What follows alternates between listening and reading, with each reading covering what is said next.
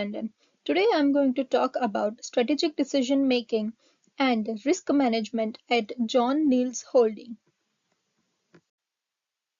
Introduce John Niels Holding is a 150 plus year old and one of Sri Lanka's largest listed companies. Operates across diverse sectors like transportation, consumer foods, retail, leisure, property, and financial services. Recognized for innovation and contribution to Sri Lanka's economy. In this PowerPoint presentation, we are going to talk about strategic decision making, risk management, and integration of data science tools of John Niels Holding.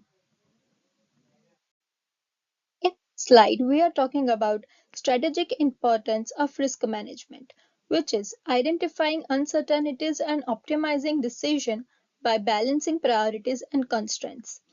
Tools used in this is risk matrix and decision tree for assessing impact and probability.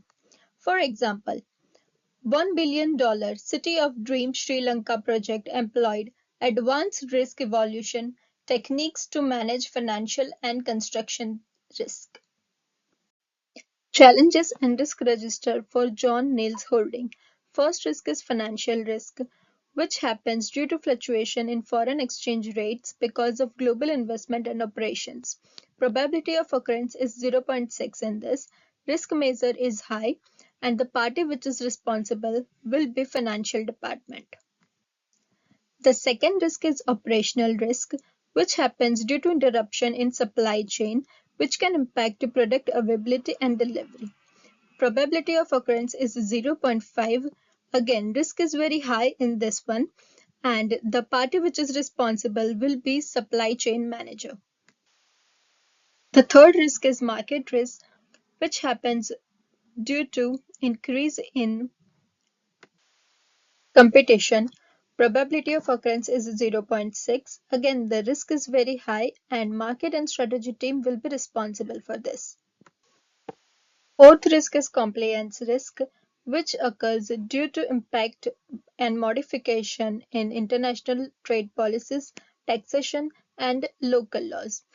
The probability of occurrence is 0.3. Risk measure is low in this one, and the parties responsible will be legal and compliance team. The fifth risk is environmental risk, which affects on operation of natural disasters such as earthquake, flood.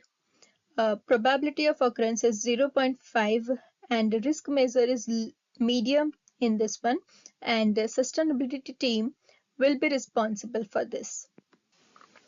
The sixth risk is legal risk, the possibility of legal claim resulting for disagreements over contract and other legal matters. Probability of occurrence is 0.2. Risk measure is low in this one, and the legal department will be responsible for this. The seventh risk is a strategic risk, which happens due to macroeconomic variables that could impact consumer spending, such as recession and inflation. Probability of occurrence is 0.5. Risk level is high in this one, and senior management team will be responsible for this. The eighth risk is reputational risk. Risk of brand harm from unfavorable public opinion, bad press, and social media backlash. The probability of occurrence is 0.3. Risk level is medium in this one, and public relation team will be responsible for this risk. Talking about the risk mitigation strategies. First is financial risk. To protect against currency fluctuation, use of financial instruments like future and forward should be made and spread out business across several currencies. Second is operational risk. Strategy for this will be increase the supplier diversity for essential material, keep safety supplies on hand, and create backup plans in case something goes wrong. Third is market risk. For this, research and market analyze the competitors' strategy should be used, and prioritizing research and development and new product development should be done. increase brand strength by providing exceptional customer services. Next one is compliance risk. Strategy use strategy use for this should be keeping an eye on any changes to regulations. Next is environmental risk. For this, create and test plan for catastrophe recovery strategies should be used. The next one is legal risk. For this, the strategy should be used will be enhanced dispute solution procedures and contract. The following risk is a strategic risk. Strategy should be used for this will be diversify the way of firm operations. Next is reputational risk. For this, a company should create a plan for handling emergencies.